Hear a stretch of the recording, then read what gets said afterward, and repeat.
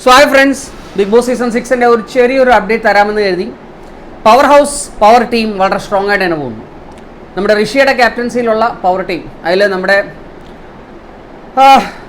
ഇപ്രാവശ്യം എസ്കേപ്പ് ആയി നിൽക്കുന്ന നോറ, റസ്മിൻ ഭായ്, അഭിഷേക് വളരെ സ്ട്രോങ് ആണ്, സംശയമില്ലാത്ത കാര്യമാണ്. ആൻഡ് അതിലും സ്ട്രോങ് ആണ് നമ്മുടെ നാലാമത്തെ പവർ ടീം അംഗമായിട്ടുള്ള അൻസിബ.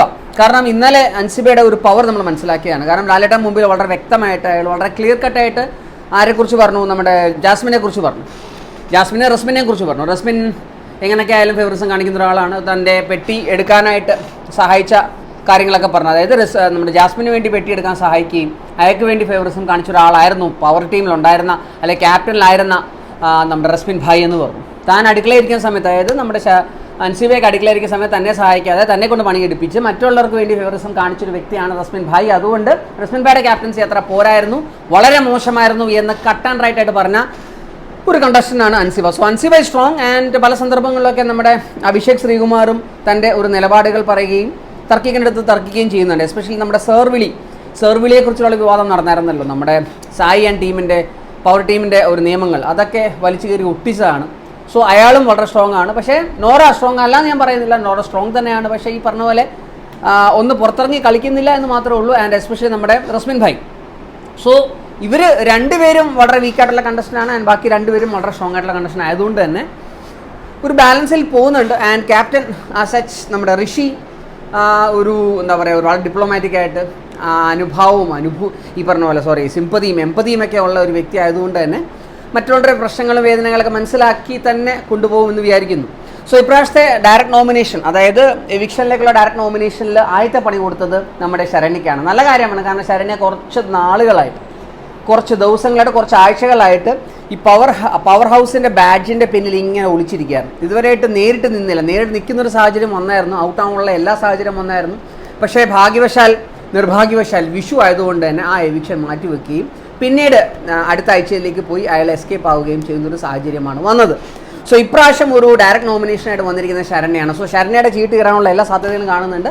ആൻഡ് എനിക്കൊന്ന് ശ്രീരേഖയ്ക്കും ഒരു പക്ഷേ ഏറ്റവും കൂടുതൽ വോട്ട് കിട്ടാനുള്ള സാധ്യതകളുണ്ട്. പക്ഷേ കഴിഞ്ഞ ആഴ്ച 1-2 പെർഫോമൻസ് ഒക്കെ ശ്രീരേഖ നല്ലതായതുകൊണ്ട് മേ ബി ചിലപ്പോൾ രക്ഷപ്പെടാനും സാധ്യതയുണ്ട്. ആൻഡ് നോറയായിരുന്നു ഒരു പക്ഷേ, അല്ലെങ്കിൽ ഒരു മേ ബി ചിലപ്പോൾ റസ്മിൻ ഭായ് ആയിരുന്നായിരിക്കാം. പക്ഷേ റസ്മിൻ ഭായിയുടെ പല കാഴ്ചപ്പാടുകളിൽ മാറ്റമുണ്ട്, ആറ്റിറ്റ്യൂഡിൽ മാറ്റമുണ്ട്. അയാളും വളരെ ഡിപ്ലോമാറ്റിക് ആയിട്ട് കാര്യങ്ങളെ നോക്കുകയും കാണുകയും ചെയ്യാൻ ഒരു പ്രാപ്തിയായ ഒരു ലേഡിയായി മാറി എന്നുള്ളതാണ് മറ്റൊരു കാര്യം. അപ്പോൾ എനിക്ക് തോന്നുന്നത് Sreethu and maybe Sreethu, ചിലപ്പോൾ പറയാൻ പറ്റില്ല, ശ്രീതു അല്ലെങ്കിൽ ഈ പറഞ്ഞ പോലെ ശരണ്യയുടെ ചാൻസസ് ആർ വെരി ലെസ്.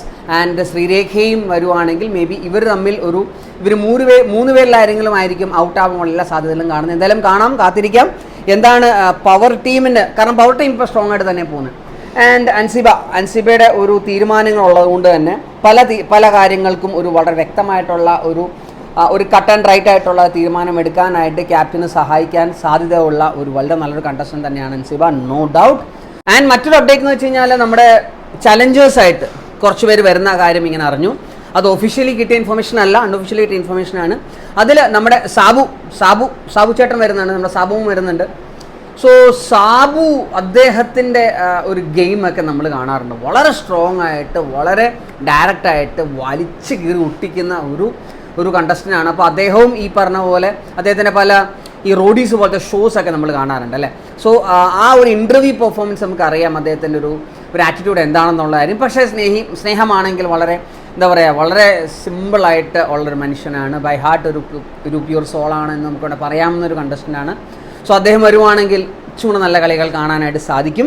പേളിമാണിയാണ് രണ്ടാമത്തെ. പക്ഷേ എനിക്ക് തോന്നുന്നത് പേളിമാണിയായിട്ടുള്ള ഒരു നെഗോസിയേഷൻ നടക്കുന്നേ ഉള്ളൂ. May be Pearle Maaney and husband വരാനായിട്ടുള്ള സാധ്യതകൾ കാണുന്നുണ്ട്.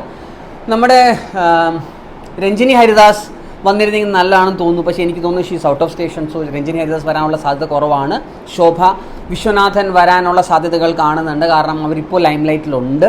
അഖിൽ മാരാർ വന്നേനെ ഇത്രയൊക്കെ ഏഷ്യാനെ തെറി വിളിച്ച സ്ഥിതിക്ക് ഒരു പക്ഷേ അഖിൽ മാരാർ വരാനുള്ള സാധ്യതകൾ 0% ആണെന്ന് തന്നെ പറയാം. സോ എനിക്കൊന്ന് ഈ 3 പേരിൽ 2 പേരെന്തായാലും ഏകദേശം കൺഫേം ആയിരുന്നായിരിക്കാം, ശോഭ ആൻഡ് സാബു ചേട്ടൻ. അപ്പോൾ ഇവരെല്ലാവരും എന്തായാലും ഈ വരുന്ന ദിവസങ്ങളിൽ, അല്ലെങ്കിൽ നാളെ തന്നെ മേ ബി ചിലപ്പോൾ ഒരു ഹോട്ടൽ ടാസ്ക് ആയിരിക്കും. കാരണം കഴിഞ്ഞ പ്രാവശ്യം നമ്മുടെ രജിത് നായരൊക്കെ വന്ന ഒരു ഹോട്ടൽ ടാസ്ക് ഉണ്ടായിരുന്നല്ലോ.